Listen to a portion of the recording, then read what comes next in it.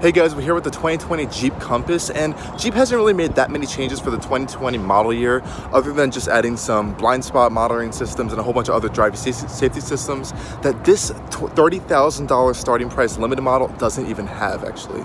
So if you really want to get those systems, you're gonna have to opt for an additional package to even step up to that. But other than that, for 2020, the Compass is pretty much the same. Now we will be getting a plug-in hybrid version soon called the 4x4e. And currently that's going on sale in Europe, but that won't be available in the United States as of yet. We may see that for the 2021 model year. But other than that, we're going to take you on a little bit of a tour of the exterior, some of the quirks and features on the inside and outside, and I'll try to do a little bit of a driving impressions for you guys as well. So stay tuned for the full video. So guys, we're here with the 2020 Jeep Compass. Of course, this is the limited spec. Now the limited starts at $30,000 actually, but the Compass itself starts around $23,000. Now believe it or not, even though this is a Jeep, you actually don't even get all-wheel drive or four-wheel drive as standard. That is still an option. This is a front-wheel drive as standard product. Compete against that new upcoming Bronco Sport. Now personally, the Bronco Sport looks a lot better in my opinion, and I think it's going to be a little bit bigger than this Compass, but we're going to have to see when that comes out, and hopefully we'll get a chance to review it. Now on this Jeep Compass Limited, this is again the 2020 model year, is a 4-cylinder engine making around 180-ish horsepower paired to a 9-speed automatic gearbox. And of course this one does have 4x4 or all-wheel drive system. Now this all-wheel drive system actually is front-wheel drive only, so it kind of is one of those holodeck style systems where constantly when you're driving around it will be front-wheel drive only, but when it senses a loss of traction it will connect a special bar to the rear axle and send power back there. Additionally, you do have some different modes that will enable the 4x4 system, and you do have a 4x4 lock button, but I'm not 100% sure if that will allow you to stay in 4x4 mode when you're going over certain speeds. Now on the design of the exterior of the Compass, it's pretty Jeepish. We've seen it around for a few years now, so nothing again has really changed. Even though this is a limited model, we don't actually get the projector beam headlights. We do get regular halogen lights, and something I noticed up front, even the Jeep 7-slot grille is all closed up. It's all closed, as you can see around here, and the only entrance for intake is right here in this piece, and there's a vent down here for the intercoolers and stuff. Other than that, you do have some fog lights on the bottom, but again the designs, it's Jeep, it's small, it's compact, but it's a little bit bland. It does need a bit of a refresh, I do think. Coming to the side, you know, it's the same stuff we've seen. We have the Compass badging going on right there. These are the nicer wheels in the limited model. The base model's got these really small wheels. I'm not a big fan of them. And if you go for the Trailhawk models, I think they get their own special wheels and much beefier tires because you do have more off-road capability on that model. Coming around to the rear, actually back to the side for one sec. One of the things I do really like is this nice accent bar going across, as over here it is in chrome. I do think that gives it a nice side profile view, something unique to the Compass. Coming around to the rear, again, pretty bland, nothing that really cool to see here. We have these interesting lights right here. One thing I did notice is in the lights, these kind of little slots kind of remind you of the Jeep's 7-slot grille. So you have 3 on the side, so it's only 6, not 7, but the shape is kind of similar. And also you can see on the back that line comes all the way down from the side of the vehicle and goes all the way around to the other side and kind of has this continuous theme going on. Other than that, it's kind of like a squished down Cherokee or squished down Grand Cherokee kind of style. You know, you only get dual exhaust tips on the side, even though it's a 4-cylinder. I don't think this would look particularly good with actual dual exhaust. I think this is pretty fine for what it is. Okay guys, now we're gonna take a look at the engine. So we're gonna press the hood latch right here. Let's go check a look at this. So guys, this is the 2.4 liter multi-air 4-cylinder. It's naturally aspirated, makes around 180-ish horsepower, and it's paired to the 9-speed automatic gearbox, which I believe is made by ZF. Now the engine itself, it's okay on power. I think this is the biggest one you can get. I'm pretty sure you can get a slightly larger one. I'm not 100% sure, but there's no turbocharged power plants. Again, we will be getting a plug-in hybrid variant soon called the 4x4e, which I think will add a little bit more power and of course some electric driving range. But other than that, my best thing to say, it's a little bit uninspiring, a little bit unrefined. It sounds okay, you know, if you worry about that, but on everyday driving the transmission's a bit laggy, which I will show you a little bit. You know, it's pretty clean in here. You just have your engine cover. It is of course transversely mounted, as this is a front-wheel drive platform shared with cars like the Renegade and the Fiat 500L, which is very much hated across the industry. And of course the 500X, which is a little bit better. It's kind of like the same version as this, except the Fiat version. Okay guys, you did ask for it and you are gonna get it. Here's a little bit of the exhaust note of this 2.4 liter 4-cylinder.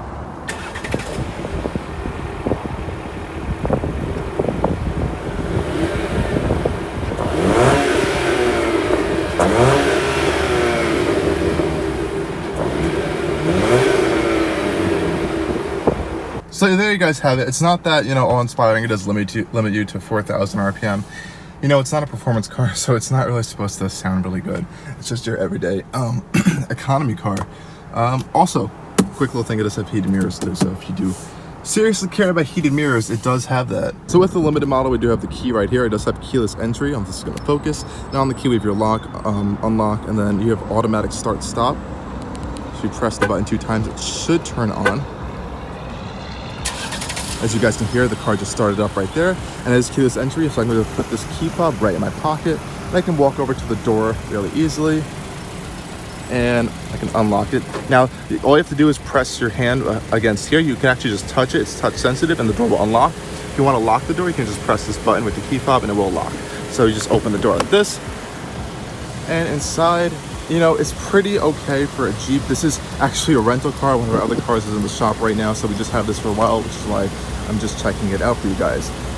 Like I said, this is the limited model, so we're going to take a look at the door panels of the interior up first. So this has the white and black contrasting interior with some leather red stitching going on, which actually is pretty nice. The material quality on the doors is not bad. So you would think rent a car, it's a Jeep, it's gonna have pretty bad quality. This whole piece up here is soft touch. I can press it down, it's very squishy, it's not hard.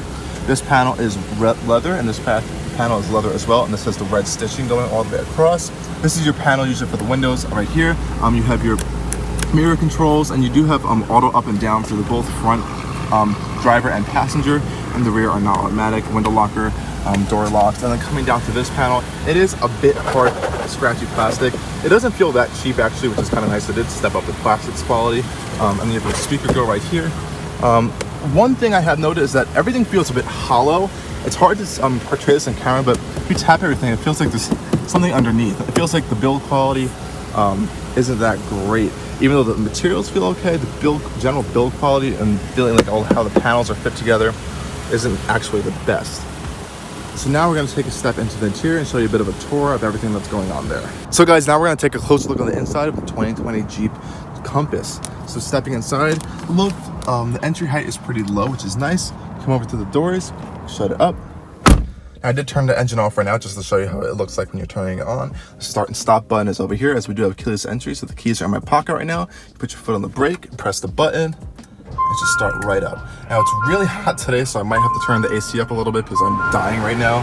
As you can hear, it's a little bit loud for the AC, and we're gonna turn the volume down. Your Uconnect system. So on the interior of the 2020 Compass, again, nothing has really changed much over here from the previous years, as it hasn't really gotten any like facelift or anything. It's pretty much the same. So starting up front, you have your this is a leather wrap steering wheel, and this does have the heated function, and inside it kind of has this nice red stitching going all the way around. It actually does feel pretty nice for the steering wheel. The leather is a little bit on the cheaper side, but it's a pretty solid feel. You do have some grips on each side. And I do like how they had this piece hollow. A lot of manufacturers like Toyota, even BMW, are filling in the space, and it looks a little bit cheap to me personally, but of course that can change for everyone's preferences. Up here, you do have 2 analog gauges with a digital center gauge, and of course this is a multi-function gauge. You know, you have your usual information stuff going on over here, nothing too fancy. Of course, right now we're displaying the speed. You have vehicle settings, screen setup, messages, you know, audio, stop start. Of course, this does have stop start. And if you want to turn that off, actually, there's a button right here. And that's the first button I press when I get in the car usually, because I'm not a fan of stop start systems. They're kind of annoying to me. Of course, your trip information and fuel economy. It does okay on the fuel economy. We're getting 22.9 right now. I have not been driving crazy because this is a Jeep Compass, not a sports car. And some other vehicle information and stuff. So this is for your little digital gauge in the center. Again, coming over to the left, we do have your air vents over here, and your light systems over here, and you do have automatic lights, which is kind of a nice feature actually for a $30,000 car. Otherwise, the rest of the interior is okay. The center console is a bit odd to me. It's kind of like off center. I don't know if you guys can see this. So this piece is like flat facing us, as you can see right now. If you come down, you can see this piece is all like kind of off center to the left a little bit. It does give the passenger a bit more leg room over here as this little indent, but just looking at it, it's kind of weird. It looks like it wasn't put together correctly. And also with the center console, it's not that really filled, so it's very thin in the first place, and you don't have that much storage actually. So first of all, it's kind of low to compare to where I'm sitting. You do have 2 cup holders right here that are grippy, which is nice, so they can fit a lot of different drinks. But other than that, that's really much your storage. You have like a little tiny cubby hole right here, maybe to put your phone. You have a USB port and aux port, of course a cigarette lighter right here for your power, and to put your phone there. This does have Apple CarPlay, which is nice with the Uconnect system. Other than that, right here you have your 4-wheel drive system. So this system, of course, is that 2-wheel drive normal all the time. But if you put it in any of these modes, it will lock the 4-wheel drive system. As you can see, we put it in snow, sand, and mud. And you also get a nice little animation on the digital dash right here. As you can see, we're in snow mode, we're now in sand mode, and mud mode. And as you notice, when I change through these modes, it turns the traction control off to the right here. And of course, that's going to provide some more traction as the system's kind of like going to take over and figure out what it needs to do by itself. But most of the time, you can just leave it in automatic. And when you do leave it in automatic, it's going to be front-wheel drive only, and it will send power to the rear wheels when it detects it needs power. And of course, you can lock the 4-wheel drive system whenever you want when you press that button. Coming up, it is nice that Jeep and Chrysler have separated the climate control, so you have a nice, quick, easy access to them. Right here, as you can see, you can also access your climate controls through the infotainment system when you press that button right there, which is also a nice feature. Now, I don't know if you guys can notice already, but you can see the gloss black going along here. It's gross and disgusting and dusty and fingerprinty. I don't like it. If you guys see these signs, this is a rental car. We have a car in a shop right now, so we're just using this for the day. But yeah, back to the gloss black. I'm personally not a fan of it. I don't know how you guys feel about that. It's also found throughout the center console over here. A little bit on the materials and quality. Again, everything doesn't feel that bad actually. It's kind of what you expect for a Jeep. But you have to remember, this is $30,000. And that's when I kind of feel like I would get a little bit more. Honestly, at this price point, I would just go step up to the Cherokee because you get a lot more for that in that car. The dash, for example, I mean, this is soft touch. It's not like creaky or squeaky or anything. The center console is a little bit wiggly and stuff. These panels are like a little bit loose. The gear selector is kind of nice actually. It's a nice big chunky piece. And you do have manual modes down here if you're ever going to want to use it, but you don't have paddles up here as you do have the classic Chrysler. I don't know if you can see them, buttons on the back of the steering wheel for your volume, and a radio behind here, which is, you know, a common Chrysler feature. Other than that, in the center console, we do have this leather stitched and wrapped center console piece that does extend and go back. You can open it. You can open it, and you do get a little bit of storage in here. Not that much. I wish there was like a power outlet or something in here so you could like charge stuff. I don't have that, unfortunately.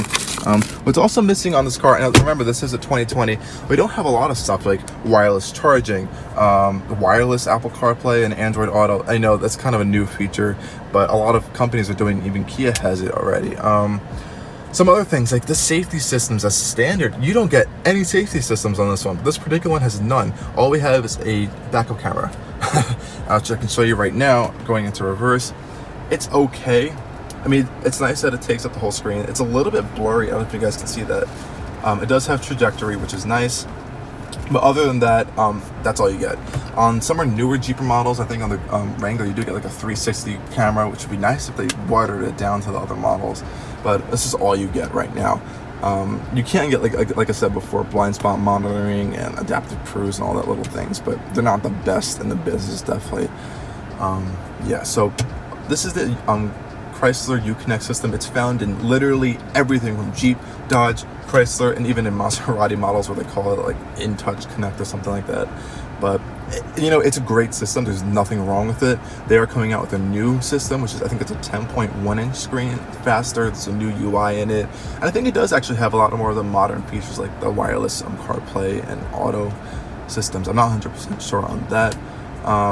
This is more of like a basic version of it. If you go on like, if we get like an SRT Jeep Grand Cherokee or an SRT Dodge or like a Trailhawk versions, you do get more like off-road pages and stuff. They'll show you some cool features off-road. But other than that, this is pretty basic. It has everything you need, everything you want to use very easily displayed on the screen. Everything's easy to touch. It's very responsive and quick. Again, this does have Apple CarPlay. But as you can see, it doesn't have its own navigation system. So if you don't have a CarPlay or something, you're gonna have to suffer without that. Then going over to the seats over here, they're actually pretty nice. These are fully leather wrapped. As you can see, the contrasting with the black and white leather. Of course, the centerpieces are perforated as it is heated. No cooling seats, even though we're at $30,000. A lot of competitors are starting to offer that actually now. Overall, the seats are pretty comfortable. At least the driver's seat over here, we have fully powered seats with lumbar support. The passenger seats are manually controlled, which is, you know, pretty standard. It would be nice to see if that had power to it. Again, this is $30,000. I do kind of like the design of the door handles, actually. I don't know why, it's just a cool little thing I pointed out. This kind of like rectangular hexagonal shape. And of course, this is plastic, it's not metal, but other than that, it's not that bad in here. It does feel like a rental car. That's my best thing. It doesn't feel like it's super premium. Again, at this price point, things are starting to get kind of nicer and having a lot more nicer features, which, you know, you might want to take a look at the competitors if you're going to want something like that. Now coming up top, you know, you do have your mirror.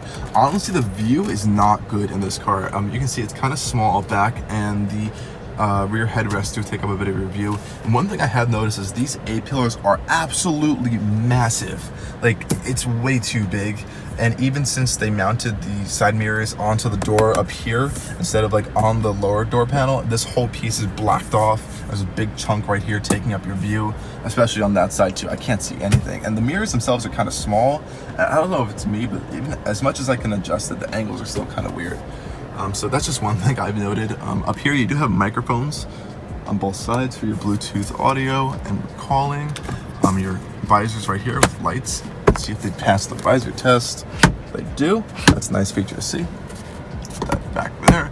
Now, I think you can get, I'm pretty sure you can get this with like a larger panoramic sunroof or a smaller sunroof, but this one does not have that.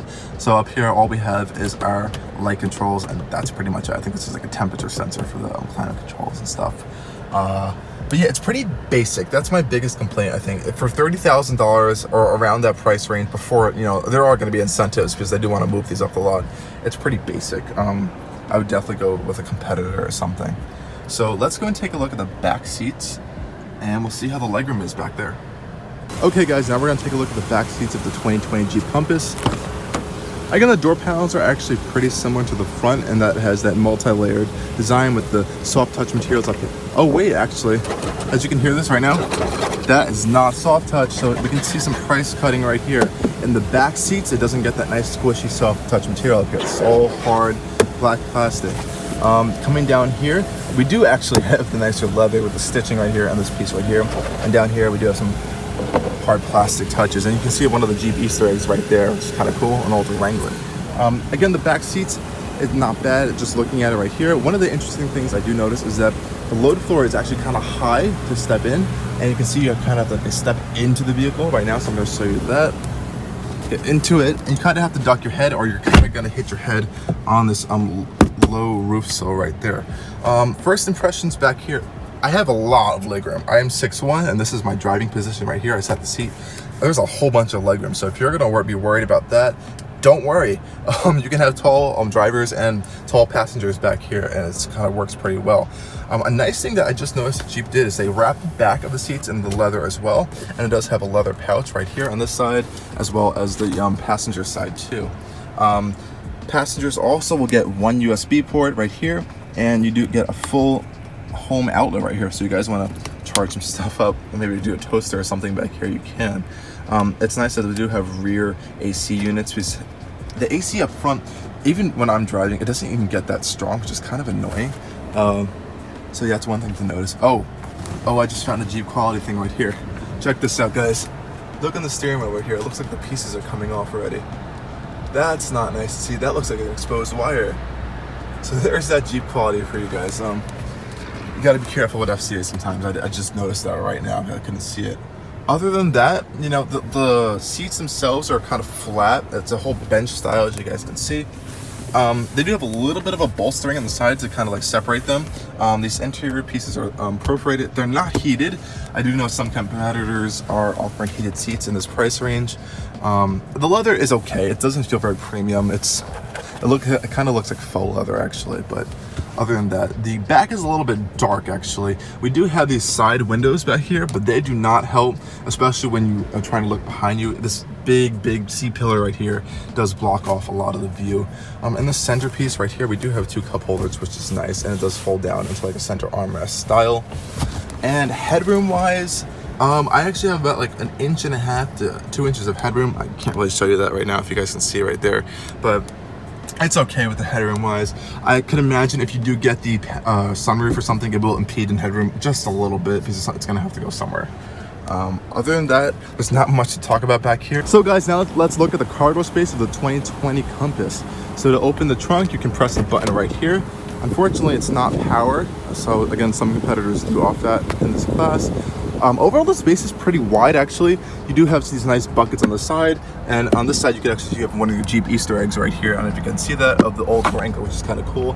There is a power outlet back here, which is nice to see. A little bit of lighting, and under the floor right here, if we can open it, it seems like it's a little bit stuck right now. Okay, I guess we're not opening that, but otherwise you would be able to remove this. I'm not sure if it has a spare. I believe it does. You do have some nice tie-down hooks on this side. And what I do see missing here is a cargo cover. I believe this glass is tinted, so you know you do have some privacy, but it would be nice to have a cargo cover for your stuff back here. Other than that, it's pretty bland. If you want to fold the seats down, it does a whole bunch of manual controls, which you do from these levers up here. You have to push them down, you know, usual stuff with that. Again, with this side, this whole piece folds down, and you do have some more cargo room. These haunches right here do take a little bit of space, and the load floor to bring stuff in is a little bit high, and you do have a bit of a lip right here. You have to lift it over, but otherwise it's not that bad. And again, this is not a power closing rear boot, so you do have to close it yourself. If you guys are looking for power boot, go for something else in the class. Other than that, let's take a little bit of some close looks at the driving impressions, and I'll show you why I don't think this is the best car if you want to have some fun at all. So guys, now we're in this parking lot. We're going to take a little test drive. Buckle up. I'll show you guys some of my quick driving impressions of the 2020 Compass. So we're going to put it into drive. Of course, you push your foot on the brake and put the window up. And okay, so like I said before, it does have a backup camera. So when you put it in reverse, it's kind of foggy. Of course, again, it has trajectory and that type of stuff, but not the best backup camera. I wish it was a little bit more. I don't think it has parking sensors either. So you're gonna put it in the drive. No paddle shifters. This isn't like a performance car or anything. If you do want to manually shift the 9-speed gearbox, you do have plus and minus right there for that. So starting off right now. So my main problem with this car is the 9-speed gearbox in relation to this 2.4 liter. As you can see here, the door locks just went off right there. When you put your foot down, as you can see, it took a little bit of time for it to catch up. Now, it's kind of annoying. This does happen even on the freeway when you're trying to go at highway speeds right here. So I wish the refinement on the vehicle was a bit better, especially between that connection between the gearbox and the engine. Now, the engine itself is very rev happy. Take a right here. And it does like to rev itself all the way out, as you just heard right there. So there is that. But other than that, again, this is not a performance car. It's not supposed to be fast or anything, so don't get your hopes up if you were looking for that. Another thing is the brake pedal is very firm and very touchy. So if you guys are not used to that, I would say get used to it pretty quickly, because it's always like that, at least for me in this experience. I know quality and build across FCA products is a little bit dodgy. Other than that, the steering, of course, it's very light. Off-center, it's a little bit vague, of course. Again, this is not supposed to be a performance car, so that is what you're going to have to deal with. It is nice around parking lots and stuff. It is quick to turn. Other than that, it's not that bad. The ride's a little bit hard, actually, and a little bit unrefined.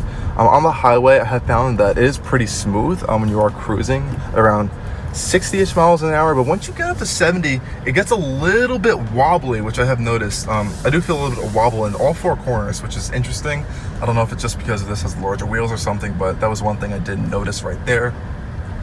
And again, I'll show you the acceleration really quick right now. We'll do like a little little acceleration test. So we're just come to a full stop right here. It doesn't let you rev up that high. We'll take off. You're revving out. Of course, we're only at 40 miles an hour right here. So it's not that fast if you want to do like 0 to 60 times. We're looking at like the upper 6, 7-ish, 8-ish range for 0 to 60. Again, this gearbox, it kind of hunts for gears, you know? If you're on the highway and you like just put your foot down or something, it's not gonna go like all the way drop down to like a gear you're looking for. It's gonna like hunt between like 5th and 6th, or like between 4th and that type of stuff. Look at that nice bar right there. So it's gonna hunt between gears before you get down to the gear you really do want. Another complaint right here is you can hear the turn signal is kind of like hard. It's kind of hard to press. Oh, look at that nice Panamera 4 right there. Really cool cars up here in this industrial park. But yeah, the turn signals, it's really like rough. So if you guys, I don't know if you can hear this, it kind of feels like a bit cheap when I press it. So that's one thing to note. And it does have that like half turn signal thing, so you can just hold it and it'll stay on for like a few seconds and then it'll go off, which is kind of a nice feature. I know like BMWs kind of like used to do that with stuff. I think they changed it a little bit now, the turn indicator jokes. But other than that, the driving experience is okay. It's unrefined is my best opinion on it. And then another thing I have noticed, as I did tell you guys like a few times before, is that all-wheel drive system is not on right now. So when I floor it like right now, first it is going to take a little bit, and you can feel that it's front-wheel drive. Washer fluid's low right there, but you can feel that the front end is pulling way more than the rear, and that's basically because it is only front-wheel drive right now. Actually, the power is only going to the front wheels at 180 horsepower, and of course when it does detect it needs to send power to the rear, it will send power to the rear. Otherwise, it's a front-wheel drive car mostly all the time, so you may have to get used to that. Other than that, it's pretty much what you're going to get for this. As an everyday car, it's not bad. Some things you're just going to have to note for are poor visibility, which I have noticed. As you can see, these A-pillars are massive and you don't have a lot of space to see right there. And on top of that, a little bit of an unrefined driving experience. So that is what you're going to have to deal with if you do get this car. Otherwise, another thing you might want to worry about is reliability, as FCA products aren't the most reliable vehicles in their class. And yeah, I would like to see a nice refresh or something for this interior, even for the whole car, like a mid-cycle update, or maybe just put it on a whole new platform or something. Maybe it would try to spruce it up a bit. But yeah, this was a quick look at the 2020 Compass to see any if there were little changes at all. Of course, this one doesn't have any of the updated changes like the safety systems. And I hope you guys enjoyed this video. If you have any suggestions, comments, other stuff, please leave it down in the comments below. And yeah, I hope you guys like these styles of videos we're doing. I'm going to try to do a whole bunch more of this. I'll get a whole bunch of cooler cars and those types of things in the future. So please check us out on Instagram right here, and our other social media pages on TikTok, Facebook, and Twitter. Give us a follow there. And again, thank you guys for watching, and have a great day.